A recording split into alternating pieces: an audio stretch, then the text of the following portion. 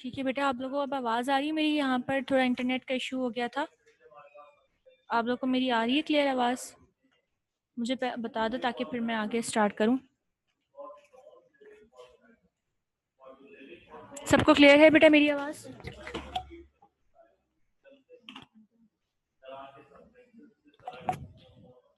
बेटा आप लोगों को क्लियर है या नहीं?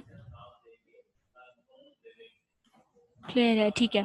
अच्छा, मैंने किससे सवाल पूछा था? आई थिंक मिनाहिल से पूछा था। मिनाहिल है नहीं यहाँ पे, तो दुआ बेटा आप मुझे बता सकते हो कि हमने हाइपोथेसिस के बाद कौन से स्टेप्स पढ़े थे?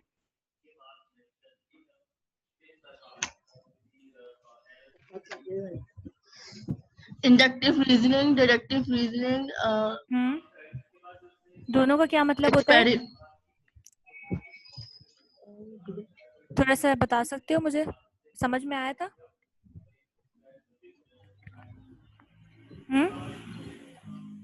इस इंडक्टिव रीजनिंग में हम ऑब्जर्वेशन और कोई चीज ऑब्जर्व करते हैं शायद। ठीक है, इंक्लूड करते हैं बेसिकली, और भी चीज़ों को इंडक्ट करते हैं। ठीक है।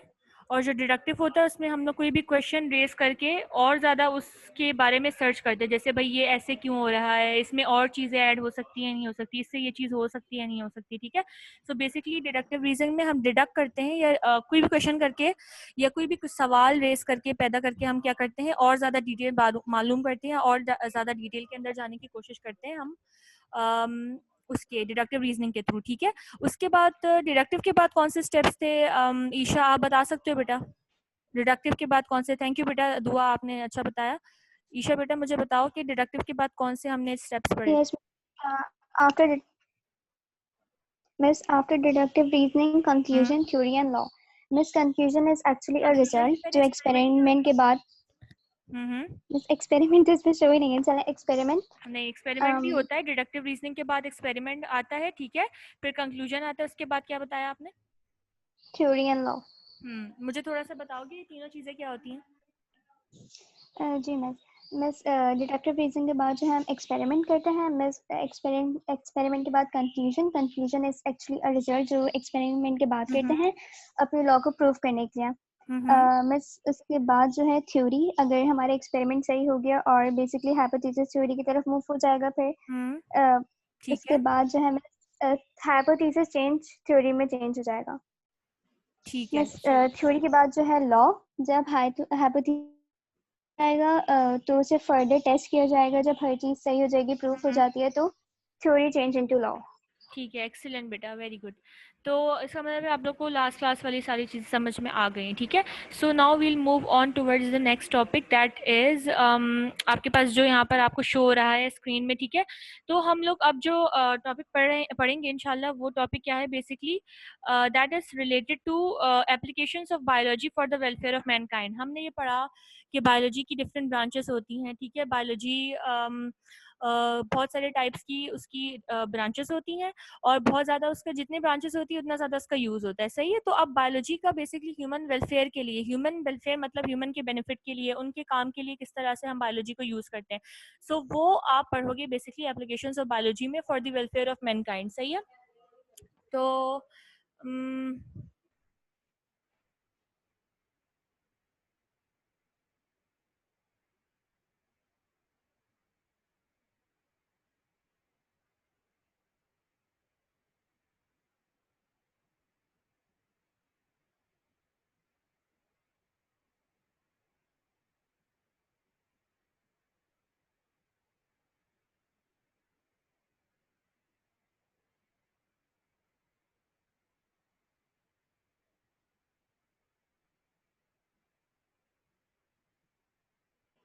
ठीक है बेटा, तो अब हम लोग स्टार्ट करने जा रहे हैं applications of biology for the welfare of Mankind के। बायोलॉजी किस तरह से मैनकाइंड को हेल्प करती है और उसके लिए किस तरह से फायदेमंद साबित होती है। ठीक है।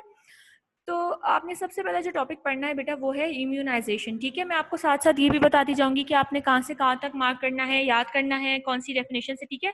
तो यहाँ आप अंडरलाइन कर लो इम्यूनाइजेशन को, और आपने हेडिंग बनानी इम्यूनाइजेशन की, जो आपके पास स्टार्ट हो रही है यहाँ से लेकर यहाँ तक। ठीक है। लाइफ लॉन्ग प्रोटेक्शन तक, यहाँ तक आप मार्क करो। अगर आपके पास एग्जाम में पूछते हैं what is the definition of immunisation, तो आपने ये पूरा लिखना है 3-4 लाइन। सही हो गया। इम्यूनाइजेशन बेसिकली क्या होता है, हम ये पहले डेफिनेशन पढ़ लेते हैं, फिर मैं आपको समझाती हूँ what do we mean by immunization.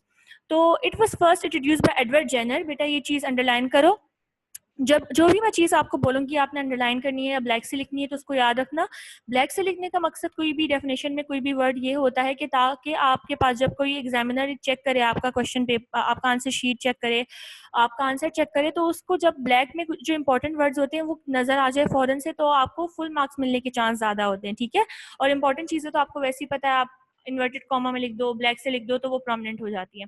तो इम्यूनाइजेशन बेसिकली क्या होता है, आपके पास इसको इंट्रोड्यूस करवाया था एडवर्ड जेनर ने। तो ये एमसीक्यूज में बहुत आता है, इंपॉर्टेंट पॉइंट है, इसको इसलिए याद रखना कि इम्यूनाइजेशन एडवर्ड जेनर ने इंट्रोड्यूस करवाई थी। ठीक है, in vaccination process vaccines are introduce in animals and man to prevent them from many infectious diseases such as polio, smallpox, hepatitis. In some cases such as smallpox life vaccination provides lifelong protection. अब vaccine क्या होती है basically बेटा, immunisation क्या होती है। Immunisation में basically हम, इम्यून का मतलब क्या होता है, इम्यून सिस्टम का मतलब होता है वो सिस्टम जो आपकी बॉडी के अंदर मौजूद होता है, जिसको हम कुव्वत मुदाफियत कहते हैं, जिसकी वजह से हम बहुत सी बीमारियों से बच जाते हैं। बेसिकली इम्यून सिस्टम आपकी बॉडी को प्रोटेक्ट कर रहा होता है from a lot of bacterias, virus और बहुत सारी डिजीजेस से आपको प्रोटेक्ट कर रहा होता है। तो इम्यूनाइजेशन का मतलब क्या हो गया, किसी भी बॉडी को, किसी भी एनिमल को, किसी भी ह्यूमन बीइंग को इम्यून करना। और इम्यून करने का मतलब क्या हो गया, उसको बेसिकली प्रोटेक्शन प्रोवाइड करना from a lot of diseases. ठीक है, और इम्यूनाइजेशन हम कैसे प्रोवाइड करते हैं, बाय मींस ऑफ वैक्सीनेशन। आजकल आपको पता है कि कोरोना वायरस कितना फैल चुका है, तो हर कोई कह रहा है कि कोरोना की वैक्सीन नहीं बनी है, कोरोना की वैक्सीन बननी चाहिए। तो वैक्सीन कोरोना की बनाने का मकसद क्या है, अगर कोरोना की वैक्सीन इंशाल्लाह बन जाती है, तो वो वैक्सीन हम लोगों को दे सकते हैं, उनको उनकी बॉडी में इंजेक्ट कर सकते हैं। तो क्या होगा कि अगर वो कोरोना वायरस से एक्सपोज भी हो जाते हैं, उनके आसपास उनको कोरोना वायरस लग भी जाता है, बॉडी के थ्रू इंटर हो जाता है, तो तब भी वो उस पर कोई असर ना करे उस इंसान पे, क्योंकि वो ऑलरेडी इम्यून हो चुका है by means of corona vaccination या corona vaccine to that virus already. ठीक है, तो वैक्सीनेशन से क्या होगा बेटा, जैसे आपके पास बचपन में आपको कितनी वैक्सीन लगी होंगी, आपको याद भी नहीं होगा या आपके पेरेंट्स को पता होगा। एक बहुत खास किस्म का डॉक्यूमेंट बनता है, उसमें सारी वैक्सीन के नाम लिखे होते हैं जो बचपन में आपको लगाई जाती है। अलबत्ता बहुत सारे लोगों को पोलियो की वैक्सीन का पता होगा, जो हमारे जो है वो लेफ्ट शोल्डर पे बहुत बड़ा सा निशान बना हुआ होता है, सबको पता है। तो पोलियो वैक्सीन लगाने का क्या मकसद है, वो वैक्सीन हम लोग को इसलिए लगाई जाती है ताकि हमें इम्यून कर सके। ठीक है, तो वो इम्यूनाइजेशन का प्रोसेस क्यों कहलाता है कि जब जिस बच्चे को पूरी सारा कोर्स पूरा उसका हुआ होता है पोलियो वैक्सीन का, तो उसको आगे जाके लाइफ में कभी भी पोलियो, अगर पोलियो वायरस से एक्सपोज भी हो जाता है, तो उसको पोलियो नहीं होगा, क्योंकि उसकी बॉडी जो है ऑलरेडी उसके अंदर वैक्सीन जा चुकी हैं, और बॉडी जो है ऑलरेडी जो बॉडी है वो आपके पास इम्यून हो चुकी है टू दैट वायरस। पोलियो का हो गया, चिकन पॉक्स बचपन में होते हैं सबको। ठीक है, तो चिकन पॉक्स की भी वैक्सीन होती है। बेसिकली ये सब चीजें, पोलियो की वैक्सीन ज्यादा मशहूर है। तो ये सब वैक्सीन आपको क्यों दी जाती है, इसलिए दी जाती है ताकि आपकी बॉडी इम्यून हो जाए to all of the diseases, और आपकी बॉडी के अंदर कोई भी बैक्टीरिया, कोई भी मसला, कोई भी प्रॉब्लम, कोई भी डिजीज क्रिएट ना कर सके। इसलिए वैक्सीन इंट्रोड्यूस करवाई गई, वैक्सीन को बनाया गया। अब कोशिश कर रहे हैं बहुत सारे साइंटिस्ट कि कोरोना वायरस की भी वैक्सीन बन जाए, तो दुआ करो इंशाल्लाह बन जाए, ताकि ये वबा जल्द से जल्द खत्म हो और हम फिर से अपनी जो जिंदगी पहले हम गुजारे थे नॉर्मल लाइफ गुजार सके। ठीक है, so two things that you have to remember, first is that immunization is by means of vaccines. वो वैक्सीन्स क्या होती है, जो बॉडी में इंजेक्ट की जाती हैं to protect us from a lot of diseases and to induce immune to actually induce immunisation. Immunisation क्या होती है, अपनी बॉडी को, इम्यून सिस्टम को और ज़्यादा स्ट्रॉन्ग करना। ठीक है, to protect them from a lot of diseases. और दूसरी चीज़ जो आपको याद रखनी है वो ये है कि इंट्रोड्यूस किसने करवाई थी वैक्सीनेशन या इम्यूनाइजेशन, एडवर्ड जेनर ने। ये बहुत इंपॉर्टेंट है, बहुत पूछते हैं। ठीक है, तो आपके पास ये डेफिनेशन अगर एग्जाम में आती है, तो आपने इम्यूनाइजेशन की हेडिंग बनाकर ये पूरे पॉइंट्स लिख देने हैं। ठीक है, किसी को कोई सवाल है बेटा, किसी को कोई सवाल है?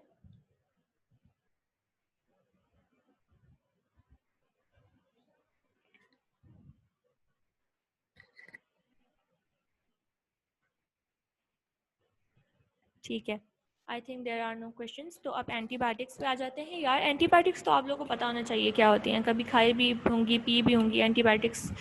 तो एंटीबायोटिक्स क्या होती हैं, कोई मुझे बता सकता है बगैर देखे कि एंटीबायोटिक्स के आपके नज़दीक एंटीबायोटिक्स क्या होती हैं? काफ़ी सारे लोग अल्लाह ना करे कभी बीमार हो जाए तो उनको देखते हैं ना, डॉक्टर देते हैं एंटीबायोटिक्स लिख के। तो एंटीबायोटिक्स पता है आप लोगों को, ज़रा कॉन्सेप्ट है व्हाट आर एंटीबायोटिक्स?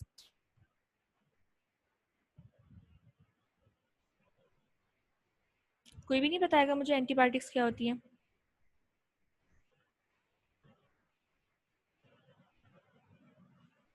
किसी को भी नहीं पता एंटीबायोटिक्स? कभी नहीं खाई जिंदगी में एंटीबायोटिक्स? ऐसा कैसे हो सकता है? लगता है बहुत स्ट्रांग है तुम लोग का इम्यून सिस्टम, कभी अल्लाह ना करे कभी बीमार नहीं हुए शायद तुम लोग। किसी ने भी एंटीबायोटिक्स नहीं खाई यार? पता तो होगा एंटीबायोटिक्स क्या होती है। मेडिसिन होती हैं यार, मेडिसिन होती हैं, बट कैसी मेडिसिन होती हैं?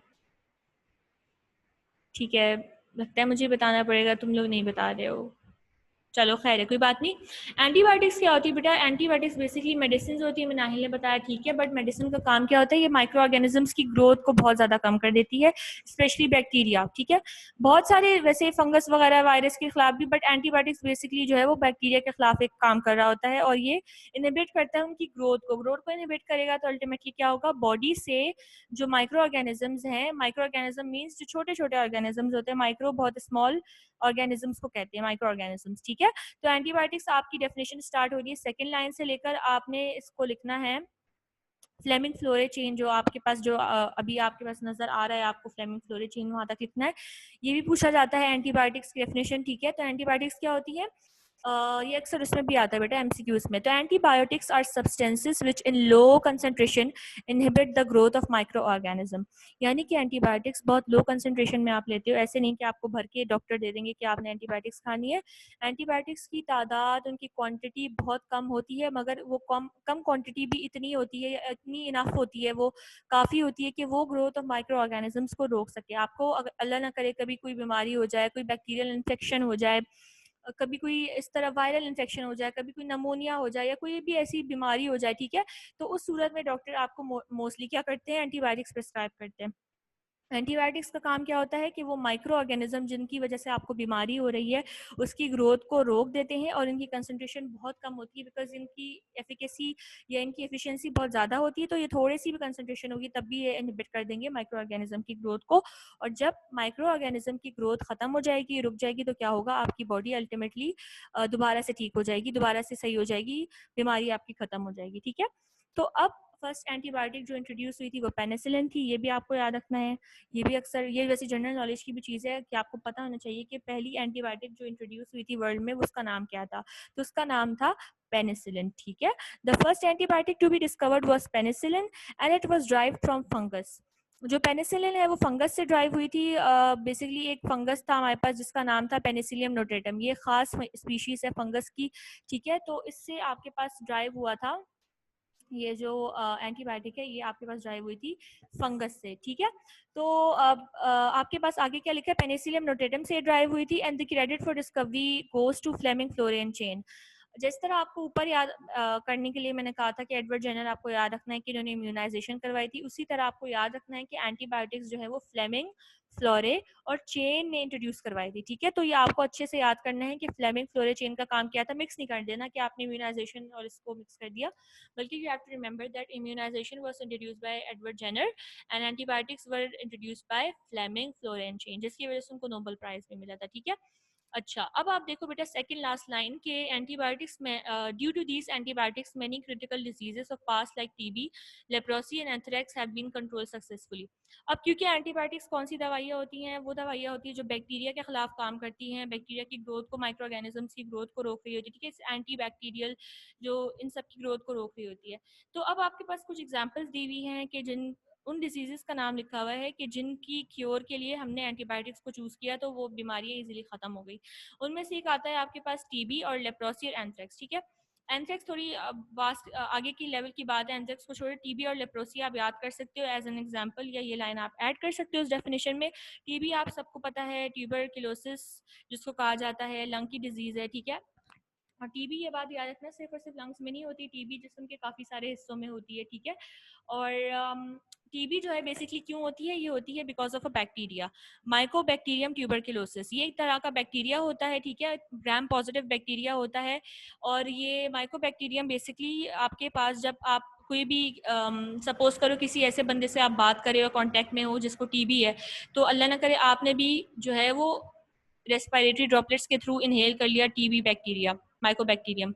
तो जो आप इनहेल करोगे, आप नोज के थ्रू एयर जो लेकर जा रहे हो अपनी बॉडी के अंदर, तो वो माइकोबैक्टीरिया या वो बैक्टीरिया आपके पास नोज से होता हुआ आपके लंग्स में चला जाएगा। लंग्स में जाने के बाद जिस तरह से वो बीमारी क्रिएट करता है, तो वो बीमारी पैदा हो जाएगी जिसको हम कहते हैं ट्यूबरक्लोसिस या टीबी। ठीक है, तो टीबी की क्योर के लिए बहुत सारी एंटीबायोटिक्स इंट्रोड्यूस की गई थी।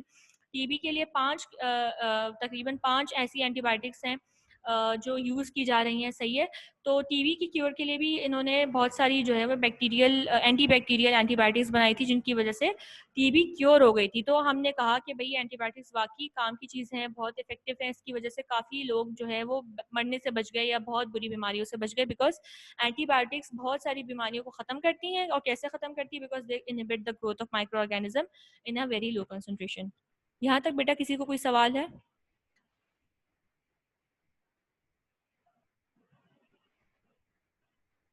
बेटा किसी को कोई सवाल है? मैं एंड में तुम लोगों सबसे पूछूंगी बेटा, जो मैंने सब कुछ पढ़ाया है।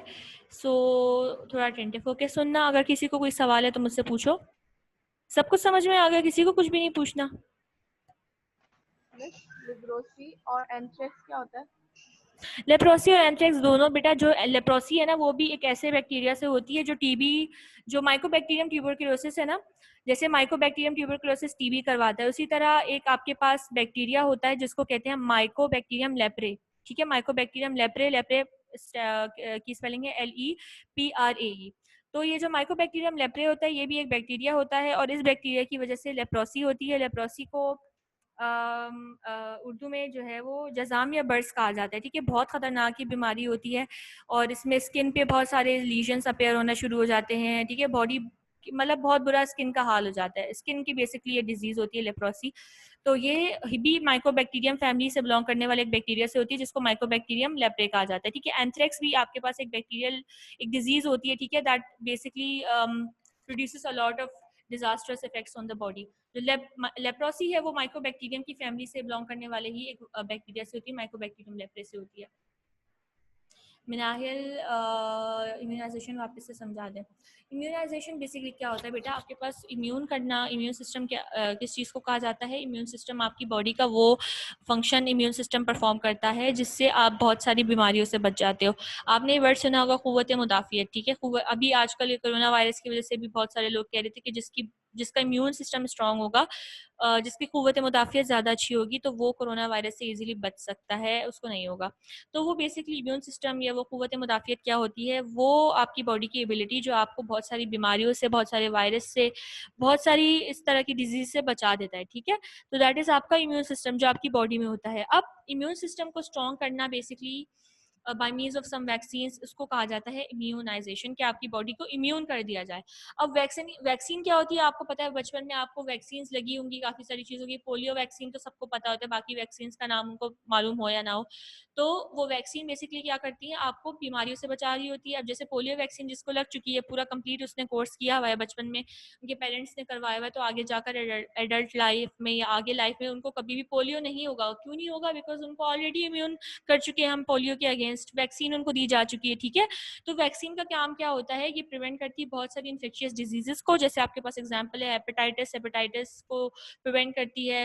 हेपेटाइटिस सी की वैक्सीनेशन होती है। ठीक है, तो हेपेटाइटिस A, B, C, तो हेपेटाइटिस की वैक्सीन हो गई, चिकन पॉक्स की, स्मॉल पॉक्स की वैक्सीन हो गई, पोलियो की वैक्सीन हो गई। ये सब क्या करती हैं? आपकी बॉडी के इम्यून सिस्टम को इतना स्ट्रॉन्ग कर देती है कि वो बेसिकली आपके पास आगे जाके लाइफ में ये कोई भी बीमारी नहीं हो सकती अगर आप इसकी वैक्सीनेशन करवा लेते हो अर्ली। हेपेटाइटिस बेसिकली क्या होता है? हेपेटाइटिस एक ऐसी बीमारी है जिसमें आपका जो जिगर होता है, जो आपका लिवर होता है, वो इन्फ्लेम हो जाता है, उसमें इन्फ्लेमेशन स्टार्ट हो जाती है। ये जिगर की बीमारी कहलाती है, लिवर की बीमारी। ठीक है, तो हेपेटाइटिस की कुछ ऐसी टाइप्स भी होती हैं जो मदर से बेबी में आ रही होती हैं या बाद में लाइफ में भी हो सकती हैं। ठीक है, तो उससे प्रिवेंट करने के लिए भी वैक्सीन होती है, साथ में पोलियो वगैरह मैंने आपको बता दिया। सो वैक्सीन का काम क्या होता है? बीमारी से बचाना और आपके इम्यून सिस्टम को स्ट्रॉन्ग करना। और ये पूरा प्रोसेस जिसमें वैक्सीन लगती है, आप बीमारी से बचते हो, उसको इम्यूनाइजेशन कहा जाता है। ठीक है, आपके इम्यून सिस्टम को स्ट्रॉन्ग करना bye means of vaccine. Minahil बेटा आपको समझ में आया मैंने जो समझाया है? समझ में आया इम्यूनाइजेशन क्या होता है और नॉट?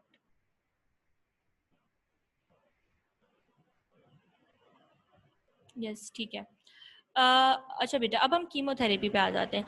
कीमोथेरेपी का मतलब क्या होता है? थेरेपी का मतलब है क्या? कीमोथेरेपी का मतलब होता है कि आप किसी भी चीज़ को क्योर करने के लिए कोई भी उसको ट्रीटमेंट प्रोवाइड करते हो, उसको थेरेपी कहा जाता है, ठीक है।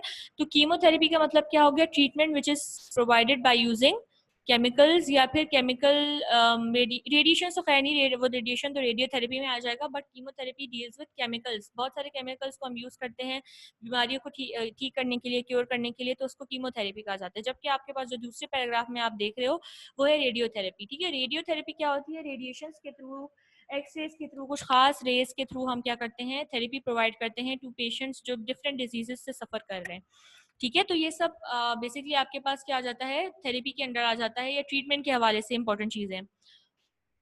कीमोथेरेपी बेसिकली आपके पास स्टार्ट हो रहा है फर्स्ट सेकेंड लाइन के एंड से। These days, chemotherapy of certain previously uncured diseases like cancer and AIDS have proved to be successful. ठीक है। अब कीमोथेरेपी आपको मैंने बताया कि इसमें हम बहुत सारे केमिकल्स को यूज कर रहे होते हैं ताकि पेशेंट को हम क्योर कर सकते हैं, उसकी बीमारी को हम खत्म कर सकें, सही है। अब आपके पास जो कीमोथेरेपी है वो कुछ डिजीजेस के लिए यूज होती है। कीमोथेरेपी देखो बेटा ऐसी चीज नहीं है जो बहुत ज्यादा आसान हो करना, ठीक है। कीमोथेरेपी के बहुत सारे साइड इफेक्ट्स होते हैं। आपने देखा होगा कि जो ब्रेस्ट कैंसर की खवातीन जो पेशेंट्स होती हैं उनके जो है बाल झड़ जाते हैं, ठीक है। एक टाइम ऐसा आता है कि उनके सर पे बिल्कुल बाल नहीं रहते। अक्सर आपने टीवी में देखा होगा या आपने वैसे भी कैंसर के पेशेंट्स को अक्सर जो एड में आ रहा होता है इश्तिहारों में, जो शौकत खानम का अक्सर इश्तिहार आता है तो उनमें दिखाते हैं एक बच्चा है तो वो कैंसर का पेशेंट अगर उसको बताया हुआ तो उसके सर पे बाल नहीं होते, ठीक है। He is totally bald. तो उसकी रीजन क्या होती है कि वो बच्चा क्योंकि कैंसर उसको हुआ हुआ होता है तो उसको कीमोथेरेपी प्रोवाइड की जा रही होती है। कीमोथेरेपी का एक साइड इफेक्ट ये है, एक अच्छी चीज या एडवांटेज क्या है कि वो बीमारी को ठीक कर रहे हैं, मगर एक साइड इफेक्ट ये है कि उससे बाल बिल्कुल झड़ जाते हैं, ठीक है। तो कीमोथेरेपी बेसिकली कैंसर को ट्रीट करने के लिए यूज होता है। बहुत सारे कैंसर्स को ट्रीट करने के लिए कीमोथेरेपी का हम इस्तेमाल करते हैं। और एड्स, एड्स क्या है? AIDS stands for acquired immunodeficiency syndrome, ठीक है। एड्स बेसिकली आपके इम्यून सिस्टम की बीमारी है जिसमें आपके पास जो इम्यून सिस्टम है आपका वो बहुत वीक हो जाता है, जिसकी वजह से आपको कोई भी बीमारी आसानी से हो सकती है, ठीक है। दोबारा बता देती हूँ, AIDS stand for acquired immunodeficiency syndrome. Immunodeficiency syndrome से आपको पता चलना चाहिए कि इसमें इम्यून सिस्टम आपका डेफिशिएंट हो जाता है, कमजोर हो जाता है, जिसकी वजह से अब आपका खुद सोचो अगर आपका जो प्रोटेक्शन वाला निजाम है इम्यून सिस्टम में अगर वही कमजोर हो जाएगा तो क्या होगा? आपको तो कोई भी बीमारी आसानी से हो सकती है, ठीक है। तो immune deficiency syndrome, acquired immune deficiency syndrome में आपका जो इम्यून सिस्टम है, डिफेंस सिस्टम है, वो स्ट्रांग नहीं रहता बल्कि वीक हो जाता है। तो इन सब बीमारियों को ट्रीट करने के लिए कीमोथेरेपी की जाती है। केमिकल्स के थ्रू हम इस बीमारी को ट्रीट करने की कोशिश करते हैं और आजकल ये बहुत ज्यादा यूज हो रहा है टू ट्रीट दीज डिजीजेस, सही है। अब आपके पास आ जाता है रेडियोथेरेपी। आज हम बस रेडियोथेरेपी तक करेंगे इंशाल्लाह, फिर नेक्स्ट क्लास में आगे से पढ़ेंगे। तो रेडियोथेरेपी में क्या होता है? Radioactive rays X rays yet another achievement of biological research has been used in medical science for diagnosis and treatment of human diseases. Although electromagnetic radiations are very destructive when exposed in high doses, however, recent medical technology of treating cancers and tumors by radiotherapy has been successfully introduced. अब आपको पता है कि अक्सर doctor लिख के भी देते कि भाई लंग एक्सरे करवा लो, चेस्ट एक्सरे करवा लो, ठीक है। तो एक्सरे बेसिकली क्या होती है? ये रेज होती है, रेडिएशंस होती हैं जो आपकी बॉडी से पास करके हम एक फिल्म शीट पर वो पूरा एक्सरे हमारे पास आ जाता है। तो ये सिर्फ डायग्नोसिस के लिए यूज नहीं होती। डायग्नोसिस का मतलब क्या होता है? किसी भी डिजीज को आइडेंटिफाई करना, पहचानना कि भाई हाँ इस बंदे को ये बीमारी है, डायग्नोस करना। और ट्रीटमेंट का तो मतलब आपको पता है, इस बीमारी को ठीक करना, क्योर करना। तो जो रेडिएशन है वो आपके पास ना सिर्फ डायग्नोसिस में यानी कि डिजीज को आइडेंटिफाई करने में यूज हो रही है बल्कि ट्रीटमेंट में भी यूज हो रही है बहुत सारी डिजीजेस।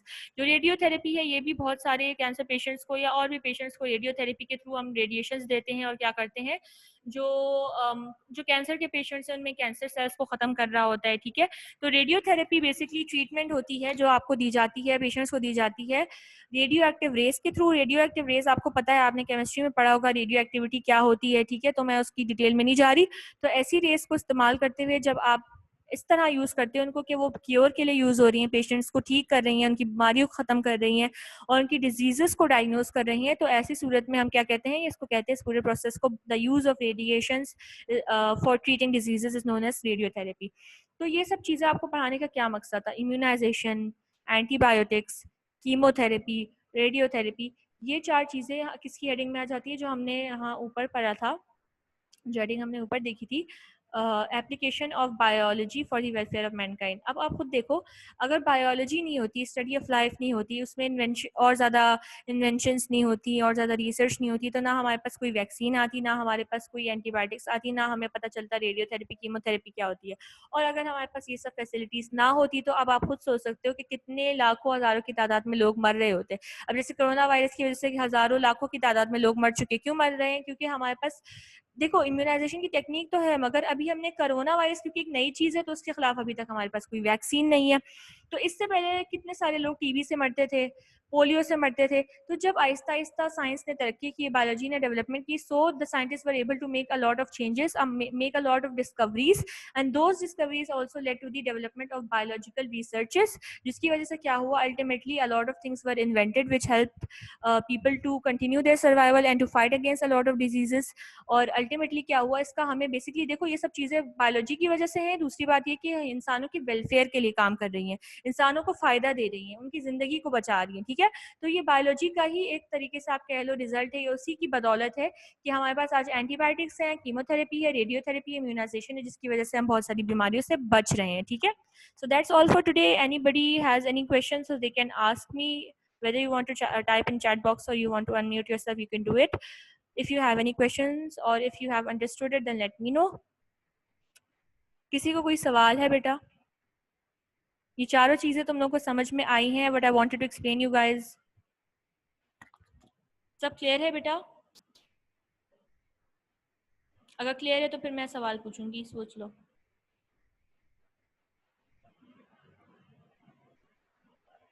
सबको सब कुछ क्लियर है? जी मनाहिल।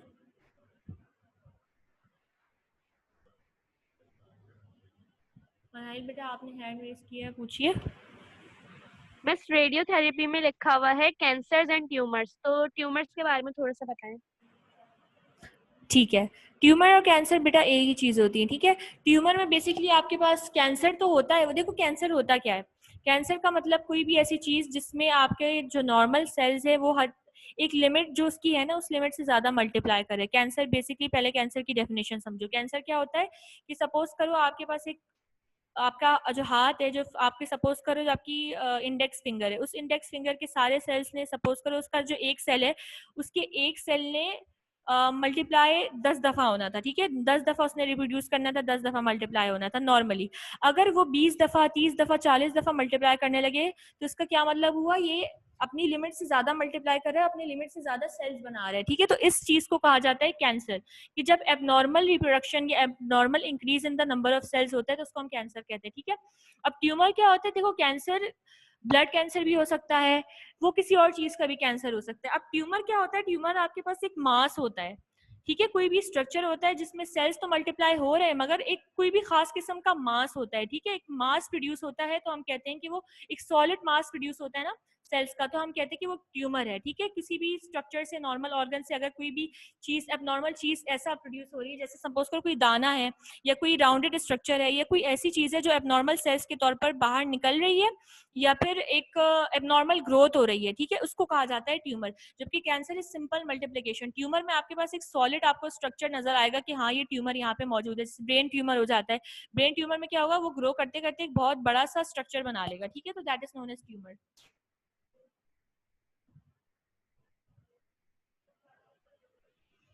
ट्यूमर में बेसिकली आपके पास एक टिश्यू जो है वो बहुत ज्यादा इतना प्रोलिफरेट करना शुरू कर जाता है, इतना डिवाइड करना कि वो एक मास के तौर पर आपको फील होगा या आपको नजर आएगा, ठीक है। क्लियर है बेटा? किसने पूछा था मुझसे ये सवाल, अगर क्लियर है आपको?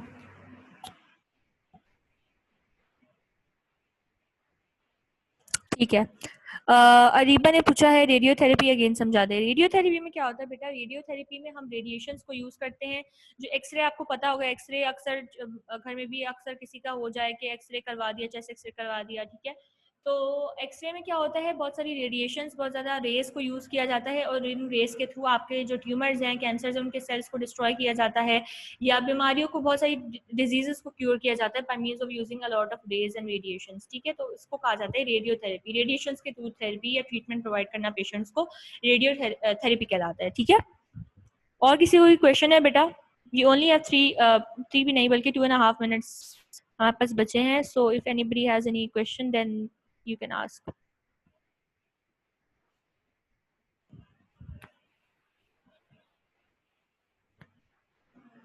कोई सवाल नहीं है? अच्छा, बगैर देखे बता दो, इम्यूनाइजेशन किसने इंट्रोड्यूस करवाई थी? बगैर देखे बताना बेटा, इस तरह याद नहीं होगा.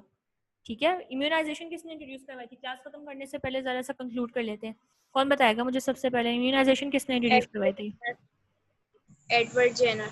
Edward Jenner. एक्सीलेंट बेटा, ठीक है. और एंटीबायोटिक्स, एंटीबायोटिक्स किसने करवाई थी? आप कोई और बताया मुझे. फ्लेमन, फ्लोरी एंड चेन. ठीक है बेटा, एक्सेलेंट ईशा, बिल्कुल सही बताया.